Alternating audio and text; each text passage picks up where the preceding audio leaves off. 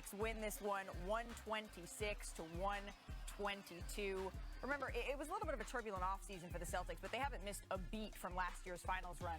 They're currently riding an NBA best 7-game winning streak, and they have the best record in the NBA at 11-3. Bringing in NBA champion Kendrick Perkins, 8-time All-Star Vince Carter into this conversation. Hello, gentlemen. Perk, I want to start with you here. What has been the key to Boston's hot start? Let's just leave it at that. Well, I mean, obviously Jason Tatum playing at the MVP level and Jaylen Brown doing his thing. We already know they're one of, if not the best duo in the game. But I want to give props to somebody who I think is the engine of this team, and that's Marcus Smart.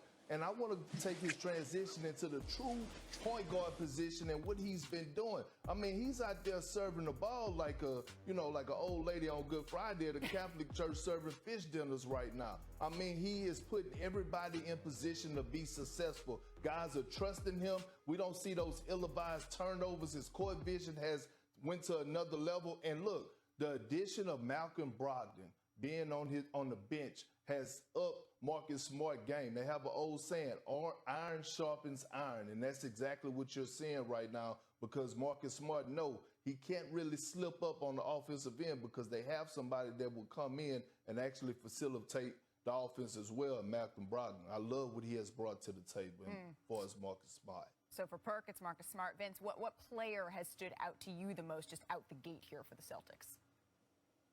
I mean, it's Jason Tatum. I picked Jason Tatum to be the MVP, and he's doing that. He's stepping up to the plate and showing the league and the world why he should be just that.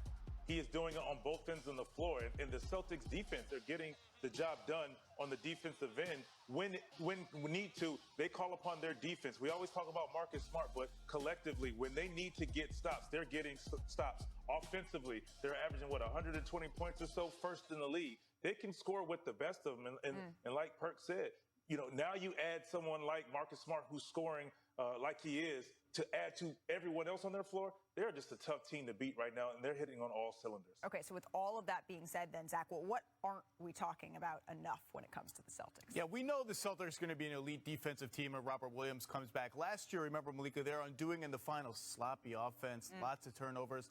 They're number one in offensive efficiency by a mile. The gap between them and number 2 is the same as the gap between number 2 and number 13. That's how dominant they've been. All those turnovers last season, they have the second lowest turnover rate in the entire league. They're getting to the line at a borderline top 10 rate. That was a weak spot for them in years past. And it just feels like they have every weapon at their disposal. They know everybody's strengths. Everybody is playing off of each other. When Marcus Smart has a mismatch, yeah, we'll throw it to you in the post, and we're not just going to stand around. We're going to cut. We're going to screen for each other. Everybody is just moving really fast, and if this is the kind of offense they're going to play, the defense will pick up to where it always has been, where it was last year.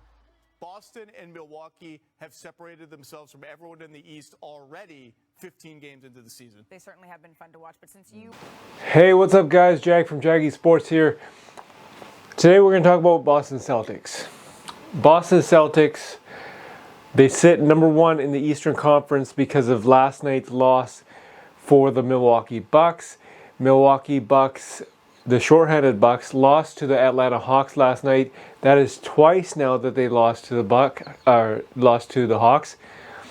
So where does that leave the Boston Celtics? Boston Celtics are now number 1 in the Eastern Conference division.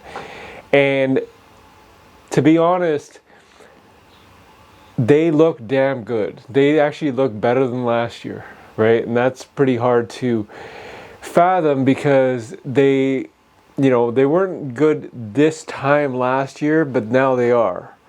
And it just seems like they got everything clicking on every single cylinder. Boston Celtics have got it going on right now.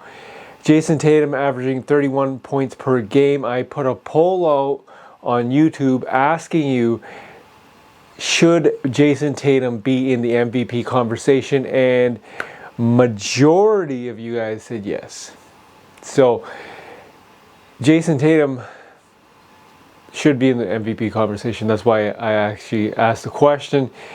And led by Jason Tatum, Jaylen Brown, Marcus Smart, Al Horford, Malcolm Brogdon was an excellent pickup coming off the bench. And, you know, it's pretty crazy what's going on in Boston, because if you take a look at last year's finals, you had the Celtics versus the Warriors. Warriors got to get their acts straightened. You know, I'm sure they will, right? But the thing is, it just seems like the Boston Celtics have not skipped a beat.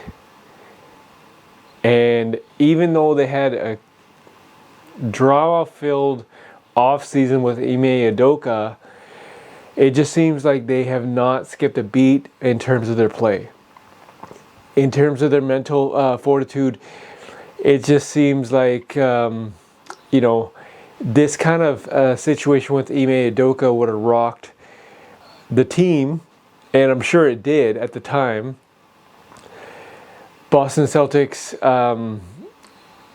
got a new coach, and, you know, after that, it was rumored that the Nets would hire Ime Udoka, and that would have affected them too. But right now, they sit number 1 in the Eastern Conference, and there is no turning back right now, because I'm looking at their next 2 weeks. They got Sacramento.